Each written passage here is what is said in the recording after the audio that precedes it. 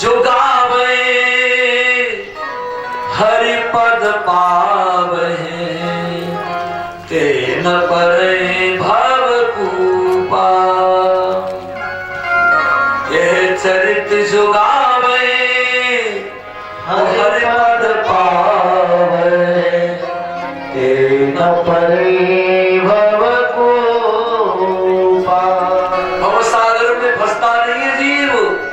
राम परमात्मा है, अवतार लेकर भगवान प्रकट हुए हैं।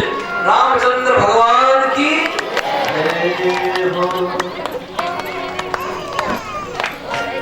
बड़ा सुंदर प्रेम, बड़ा सुंदर भाव। राम अवतार पर हमारे मनोज मिश्रा जी, जिनके निवास स्थान पर हम लोग ठहरे हुए हैं, इन्होंने हमारी बड़ी सेवा की है।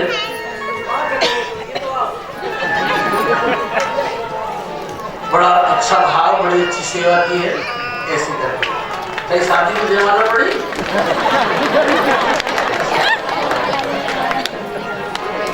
सारी समाया उनकी डाले तुमने जो सीधी कर रहे हो। ठीक है, आप इधर आगे देते हो स्वागत करें भैया। बहुत बड़ा भाव, बड़ा सुंदर प्रेम। राम जी कृपा करें, मंगल कामना करें।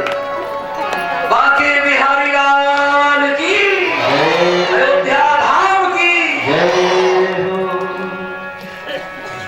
रघुनंदन प्रकट भय आज। अच्छा, थोड़ा एक साइड में करो। माता मैंने बड़े भाव से बधाई डाली।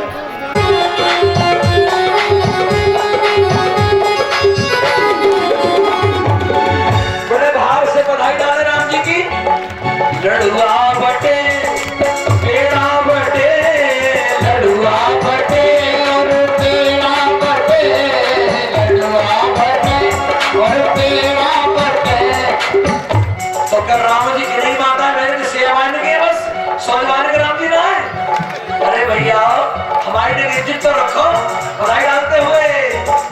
लड़ुआ बटे और पेड़ा बटे, लड़ुआ बटे रसगुल्ला बटे,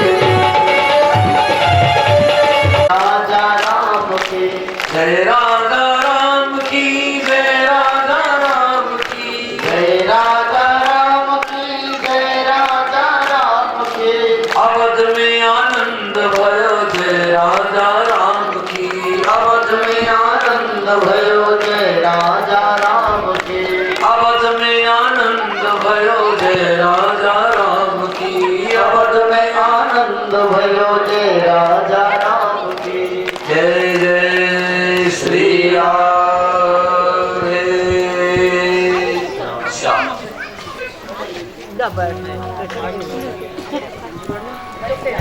राम कथा राम रस है। आप दाल बनाओ सब्जी बनाओ और माताएं दाल सब्जी बनाते समय उसमें नमक न डालें तो दाल अच्छी लगेगी, स्वाद आएगा बोला नहीं, क्योंकि उसमें नमक नहीं है। ऐसे ही भगवान की राम कथा राम रस है। जहां से इसे श्रवण करो कहो वहीं से इसका आनंद प्राप्त होता है।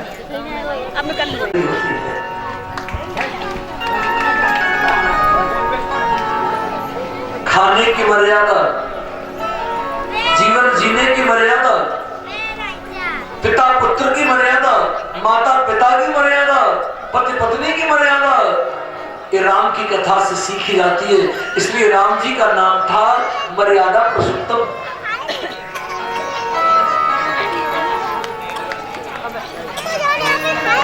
हमें निज धर्म पर चलना सिखाती रोज रामायण।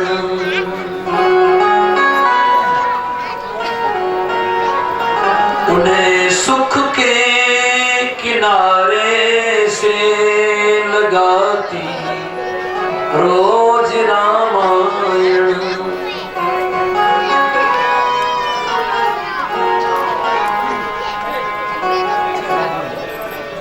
जहां सुमित वहां संपत्ति नाना और जहां कुमत वहां विपत्ति निधान। आपस में सुमति हो प्रेम हो उस घर में लक्ष्मी का वास होता है।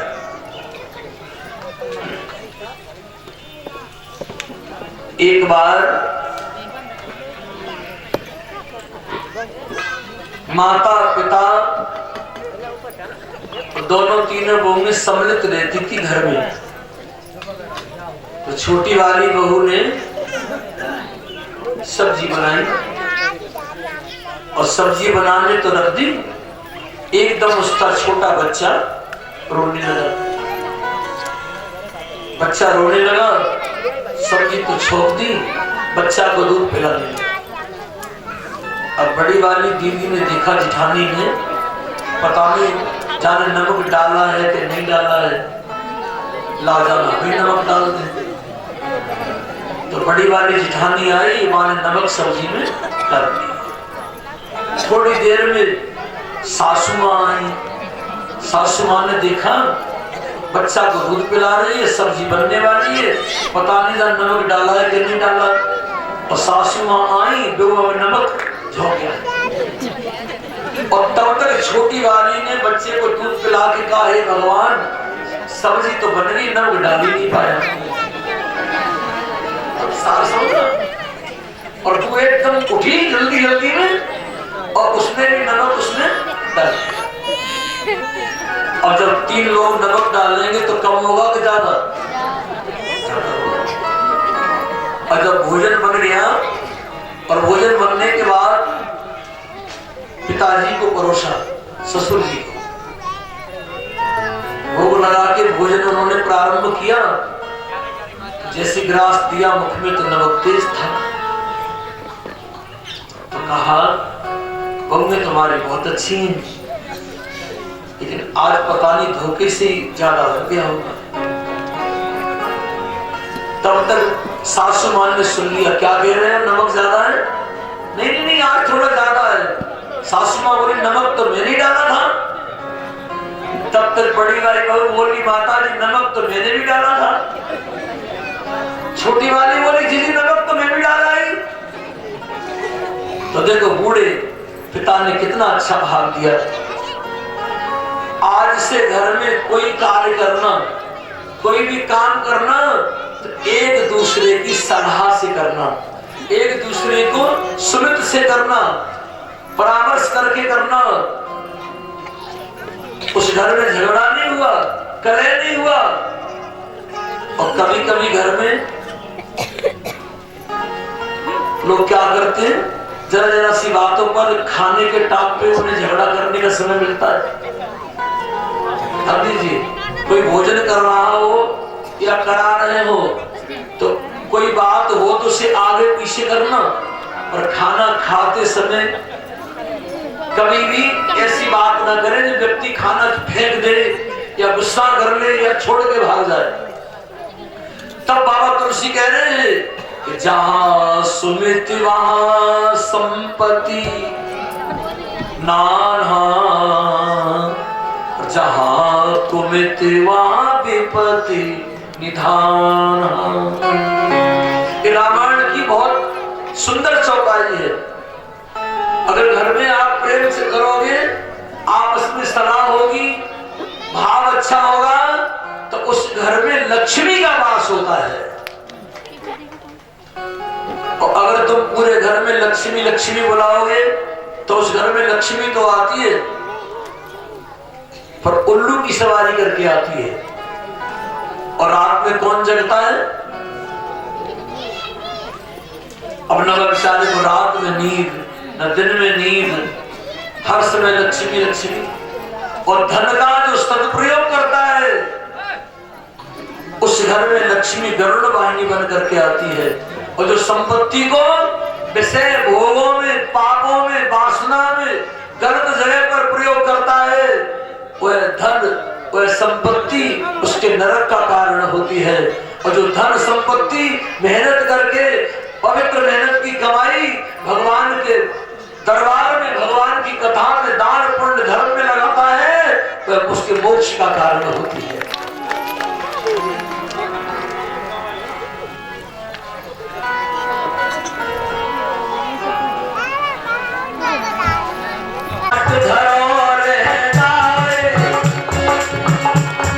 हाथ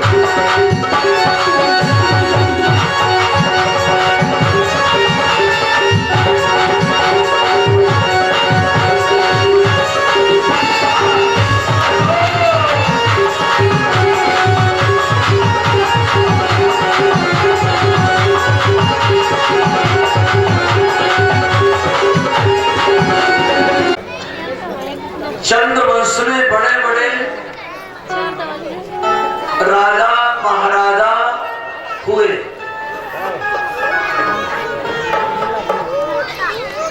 महाराज दुष्यंत, भरत, इनके आगे चल करके देववीण, अजमीण, इनके महाराज आहुक और आहुक के पुत्र हुए उग्रसेन महाराज।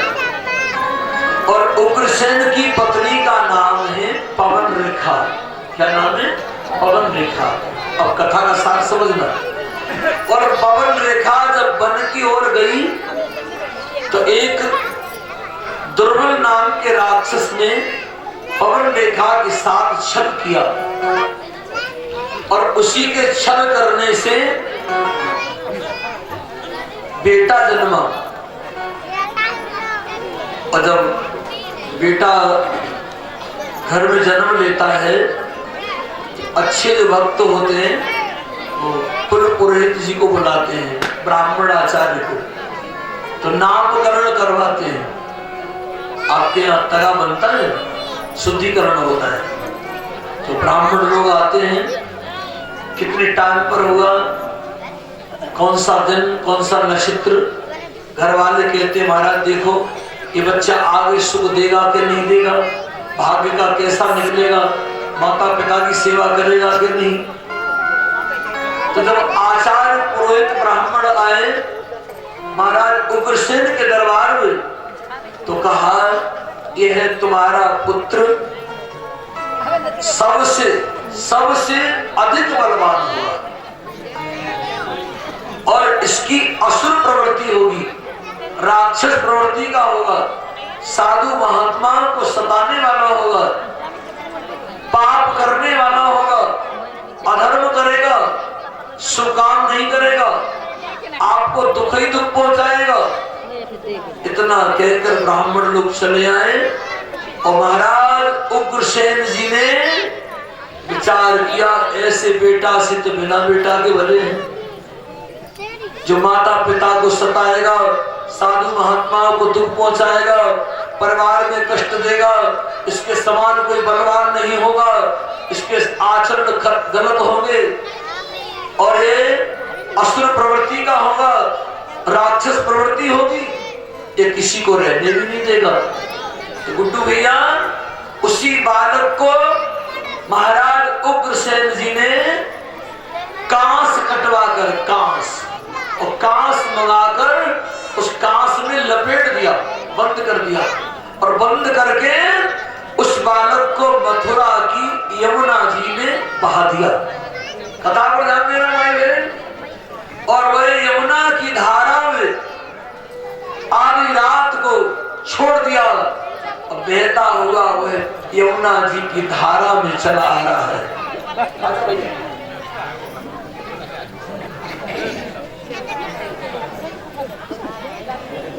इस भैया को ताली बजा के सम्मान।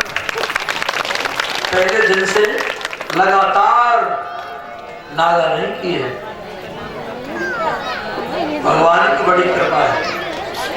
ध्यान देना भैया, ये भी बड़ा सौभाग्य है। अब यमुना की धारा में बहता हुआ वह बालक चला जा रहा है। भैया यमुना जी में बहता बहता हुआ कहां पर पहुंचा? सिकाबाद से आगे बटेश्वर तीर्थ पड़ता है।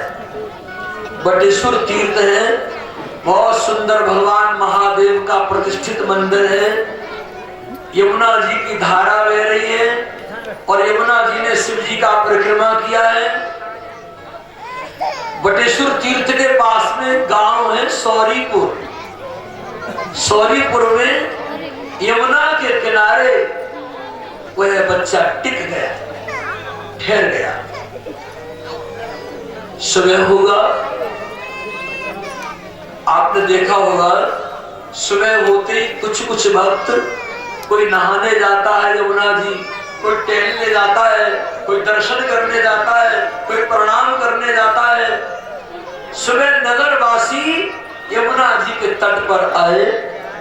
कुछ भक्तों ने देखा भैया बच्चा तो जीवित मालूम पड़ रहा है, बोले इसे निकालो, प्राण बच जाए तो अच्छा है। अब बच्चे को निकाला गया और पहले कोई वस्तु किसी की प्राप्त हो जाती, कुछ मिल जाता, खोया पाया, तो वो महाराज राजा के दरबार में पहुंचाया जाता था। और नगरवासियों ने उस सुंदर से पुत्र को महाराज सूरसेन को सौंप दिया। सोनीपुर के बटेश्वर तीर्थ के पास सूरसेन महाराज को दे दिया। महाराज ने बेटा को देखा, कांस में लिपटा हुआ है।